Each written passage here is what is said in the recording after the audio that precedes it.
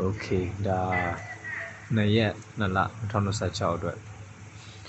အပင်ရှင်နေပြီဖြစ်တဲ့ဝမ်းချင်းလေးတူဝင်ပေါ့နော်ပြပေးချင်တာရယ်နောက်တစ်ခုကအပင်တူလေးနက်ခတ်အတွဲလေးပေါ့နက်ခတ်အတွဲလေးကိုကျွန်တော်ပြပေးချင်တာဒီမှာတစ်ခုကပါလဲဆိုဒီမှာ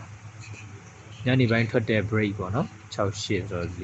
4ပါဝါ9 9ဝမ်းချင်းမှာ4နှစ်ထွက်တယ်ဒီမှာ8 break ကို8 3ဝမ်းချင်းမှာ3ထွက်တယ်ပြီးတော့9တိမှာ3ညဆိုတော့3ည5ချိန်မှာ3ညထွက်တယ်ဒီလိုပဲ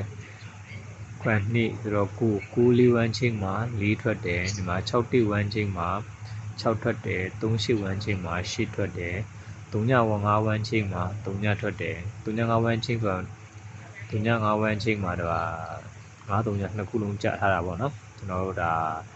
နောက်ထက်က3ည5ဝမ်းချင်းထပ်လာတယ်အဲဒီတော့ကျွန်တော်တို့အနေနဲ့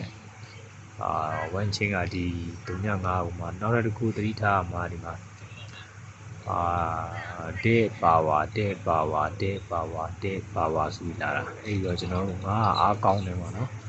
ငါကောင်းတဲ့ပါဝါလို့ပြောလို့ရတာပေါ့ဒီကောင်ကကြောက်လေဒီလိုလေးလေးပေးထားတာရှိတော့ဒါကတော့မခုလုံးကိုပတ်နိုင်တော့ပတ်ရင်တော့ကောင်းတာပေါ့ဒါလေးကကျွန်တော်အနေနဲ့အားကောင်းတယ်လို့ပြောယူဆတယ်နောက်တစ်ခုအနေနဲ့ကျွန်တော်ပြချင်တာတစ်ခုကဒီမှာဒီဟာလေးကတိ3ညပေါ့နော်တိနှစ်ခက်ရှိ3ညနှစ်ခက်ခွန်8ခွန်ကနေမှာ8ခွန်တဲ့ထွက်ခဲ့တာနော်ဒီမှာ3ခွန်မှာ3နှစ်ခက်5ခွန်နှစ်ခက်3ည5 3ညလေးဒီမှာတဲ့ထွက်ခဲ့တယ်ဆိုတော့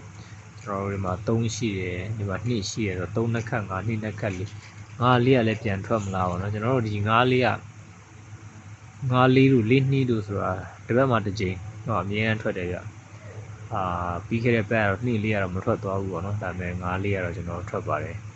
ပြီးခဲ့ပဲအဲဒီတော့ကျွန်တော်တို့ဒီမနေ့ကကျွန်တော်တင်ထားပြီးတဲ့ကွင်းလေးတစ်ချက်ကြည့်ပြီးတော့မှဒါလေးဒီကွင်းလေးတစ်ချက်ကြည့်ပြီးတော့မှဟိုစိတ်ကြိုက်